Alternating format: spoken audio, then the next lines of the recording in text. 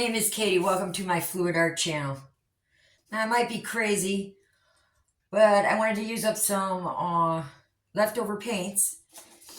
And I was looking on my shelves. I was sitting right in the front was a tetrad. So, a little scary, but I'm going to give it a shot. Don't know until we try. Let me tell you what my paints are. What I think they are, anyway. This is a primary yellow by Amsterdam. This is a... What is this? I believe this is a vermillion by Artist Loft. This is a permanent blue violet, Amsterdam. This is a phthalo blue. That's Artist Loft. And my white is titanium white by Amsterdam. Now, if we mix this and this, it'll be bad. If we mix this and this, it'll be bad. If we mix this and this, it'll be bad. If we mix this and so a lot of things could go wrong here. So we're going to put white in between everything. I didn't add anything to my paints, so they should be fairly thick. I always use 2 parts Floetrol, 1 part paint. Okay, and in this pour here, they're going to be almost a 3.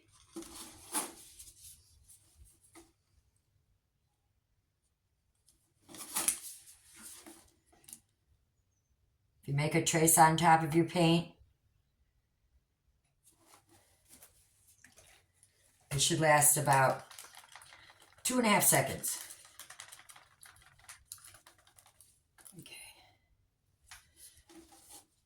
And the phthalo blue. This is a beautiful phthalo blue.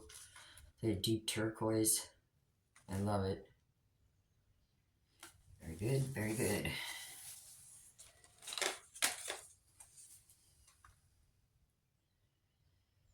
And I didn't think about what I was doing until just a few minutes ago. So, oh, I also have Decoart 24 karat gold. We'll use that and the white in between and see what happens. I think I'm going to need 4 cups. I'm going to fill 5 just to be safe. Let's start with the yellow.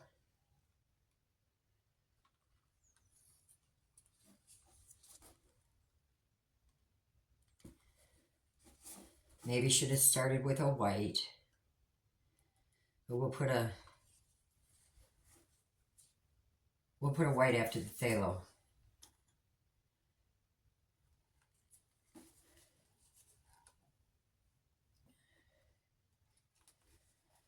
So if these two get mixed, we'll just have another shade of orange,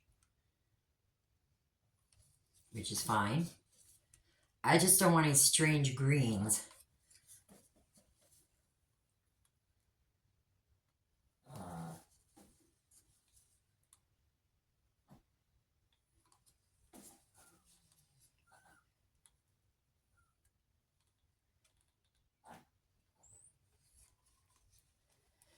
Right here, we're going to stick some white.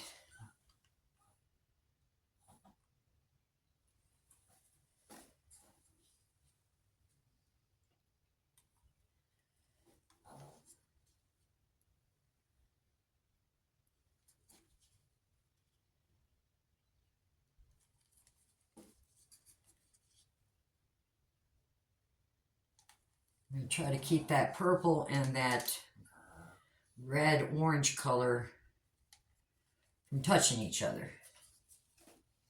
Let's put a little gold in there. Yeah.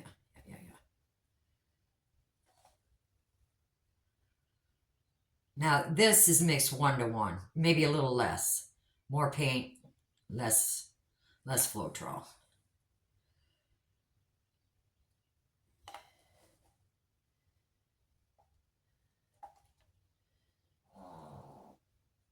at the bottom of my jar.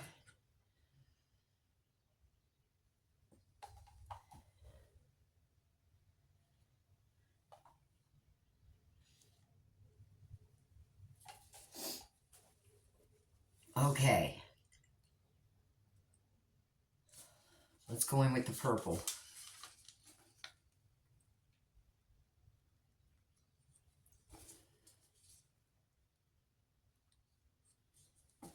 Maybe I should have put a little more white there. It's kind of sinking on me.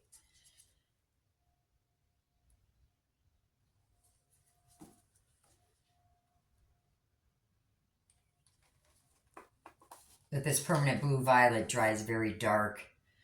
So let's see, we're going to do another white.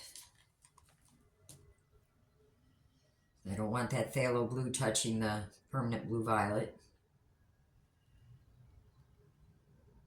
It will end with the permanent blue violet. I mean, the phthalo blue.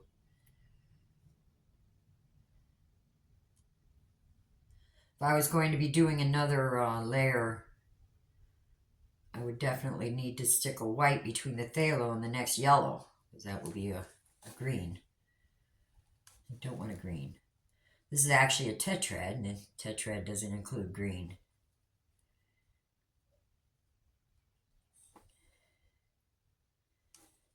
Let's put a little more in there.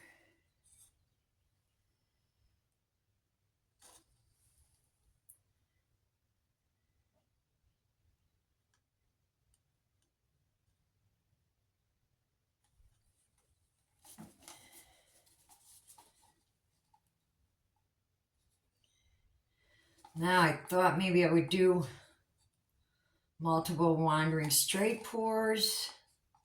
I really still haven't decided. Okay, let's do a little gold. Hopefully that doesn't turn the phthalo blue to green.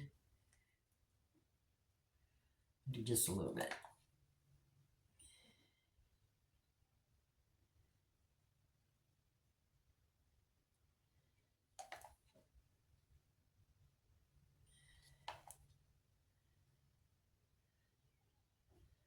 They all look beautiful together. You just don't want to mix them.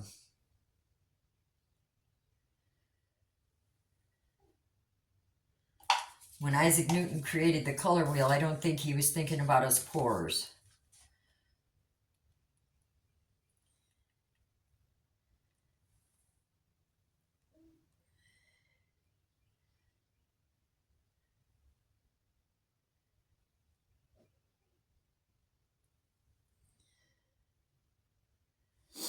All right, we'll see what happens.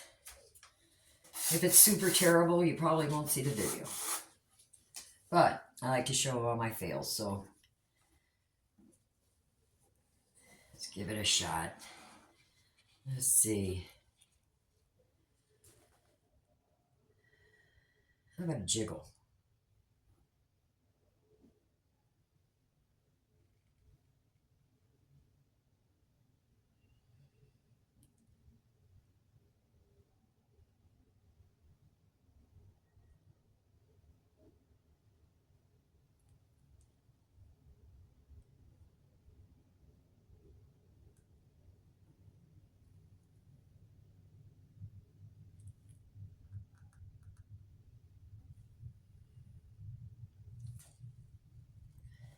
Pretty.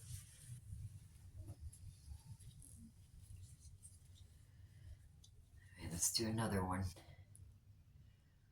Right here.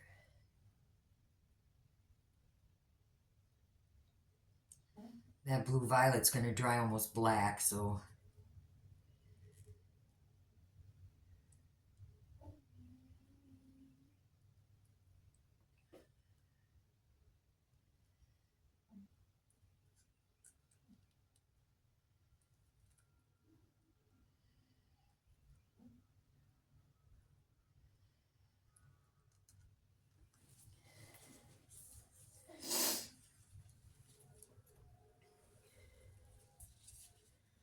and away we go.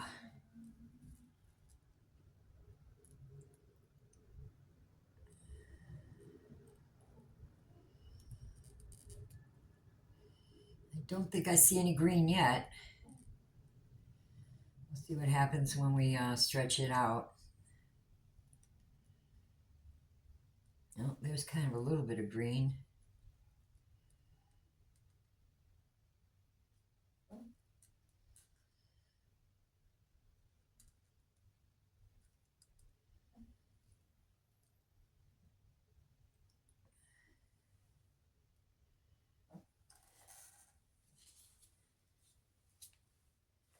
The phthalo blue and the vermillion are beautiful.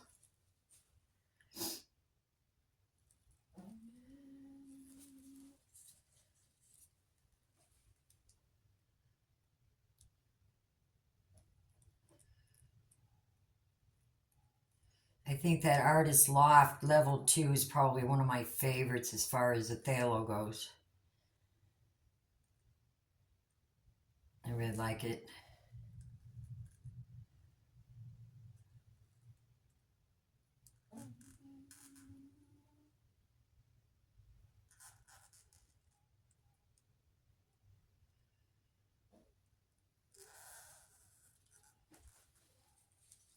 Right.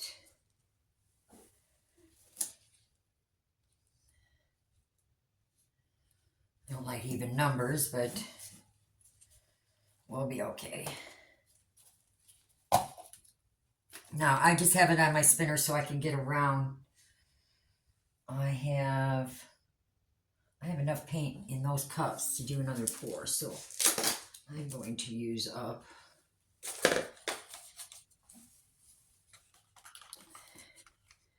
this aqua green, which has been sitting on my shelf forever.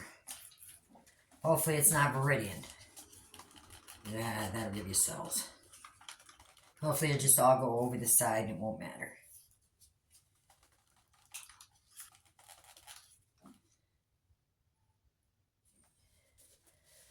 I prefer that my flow extender be the same consistency as my pour. I find I have better control. Okay. Take it to the corners.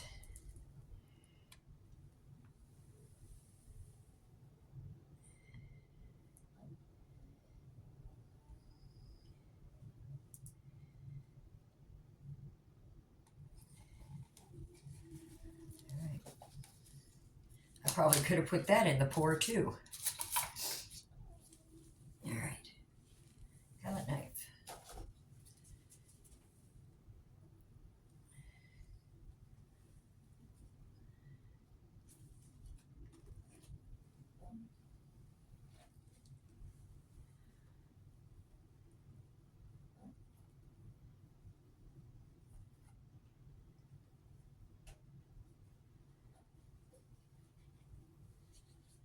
I found a channel a few days ago. It's called Cat's Creations.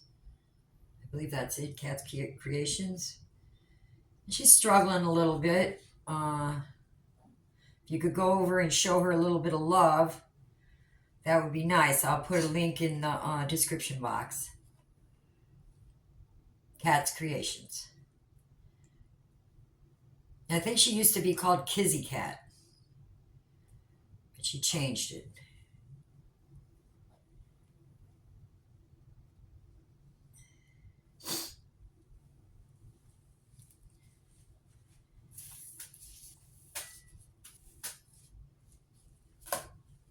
All right, let's torch it.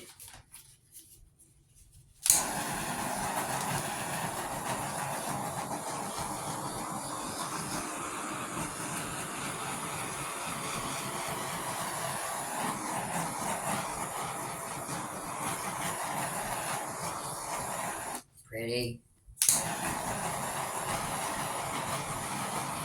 I just refreshed these paints, so I stirred them up a little bit.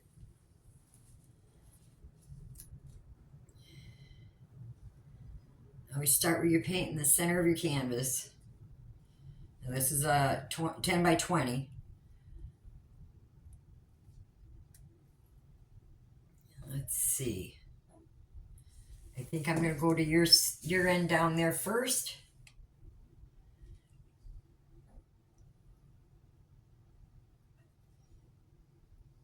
walk it down.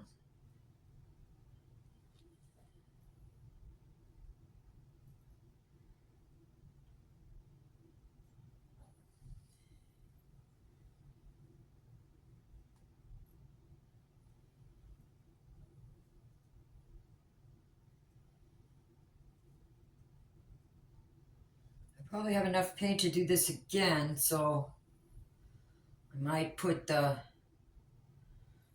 blues and the purple on the bottom first in the cup.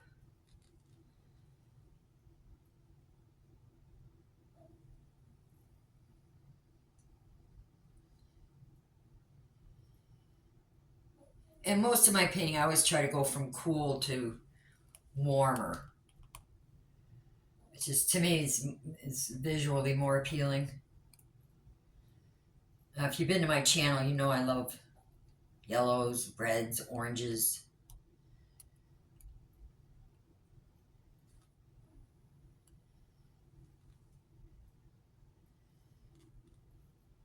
Okay, we'll have to adjust that.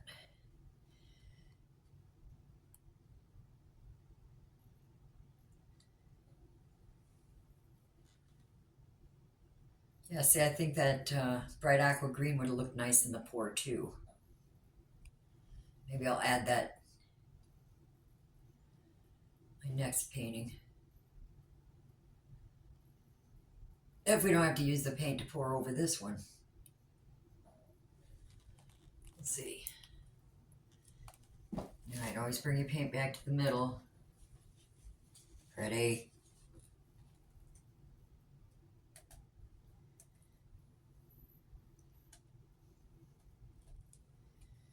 Got this and this right here that I didn't take my time walking it down the way I should have. So we're going to go that way and toward the end. And we should have enough paint to adjust our composition.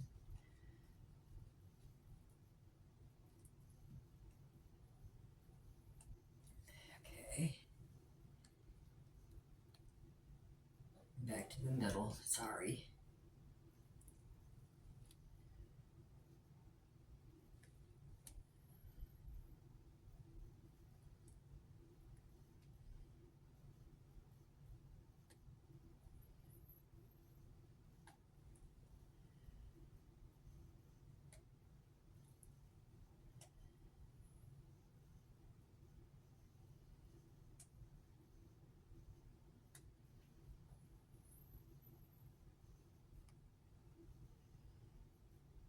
This was a square tetrad, not the rectangle.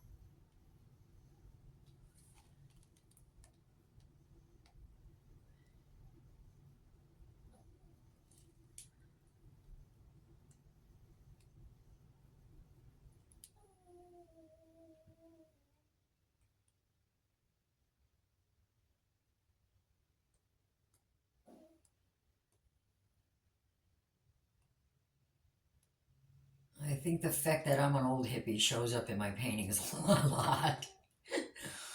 Oh,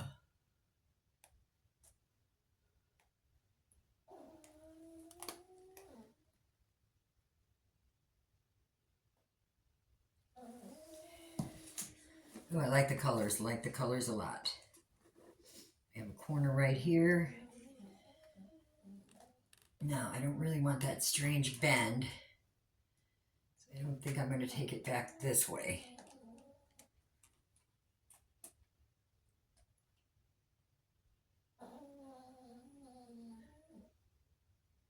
It also helps if you're doing say for instance, a tetrad that has so many complementary colors.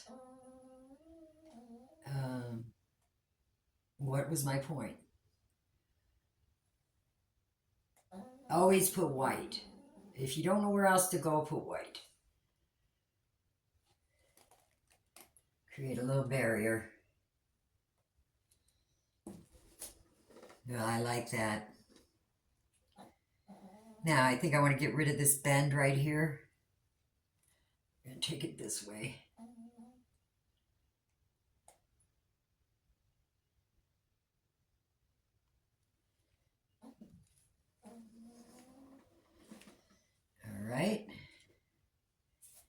And I think I'll touch up this corner with a little bit of paint I have left in this cup.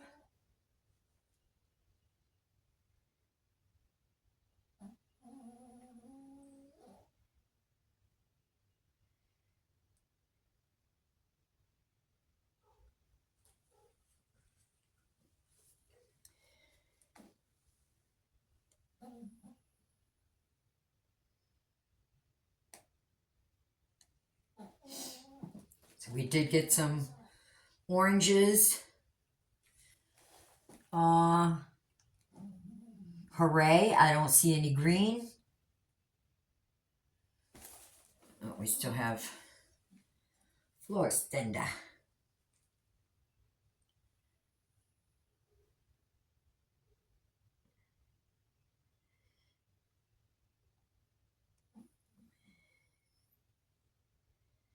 If you have a corner like the, if you like what you've gotten and you think you've gotten enough paint off of your canvas, don't overstretch your work just to get to this little corner, especially on a longer canvas.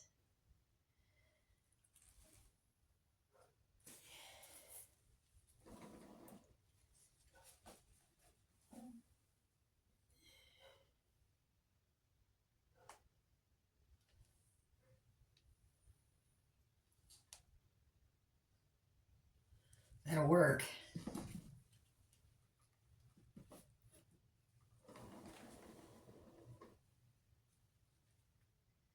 When you're done painting, always touch up your sides, scrape your bottom, touch up your corners. Come back and check it every few 15, 20 minutes for an hour and a half. If you have no drips, that's good. If you do, scrape them off. If you got drips on one side and not the other sides, well, that was silly. That means your canvas isn't level.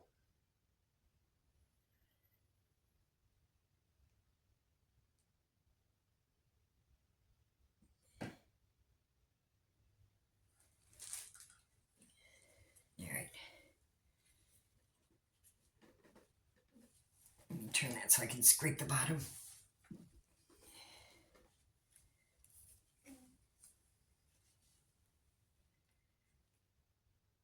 If you like this video, give me a thumbs up. And if you haven't subscribed yet, go ahead and subscribe. Why haven't you? No, really, I could use the subscriptions. It's free. All right, I'll do all the other little touch-ups when we're done here. I'm going to give it a final torch and bring you down for a close-up.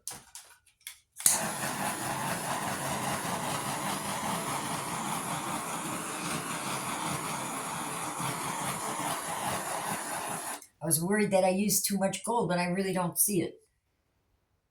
Lately, my 24 karat gold has been acting strange. The last couple jars.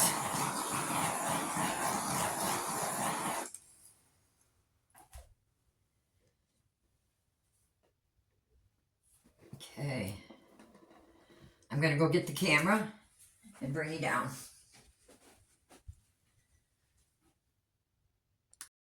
There we go. Beautiful. I see the blue violet. I see the vermilion. I see the yellow. I don't see a lot of the phthalo. There's some. Pretty. Gotta love these colors.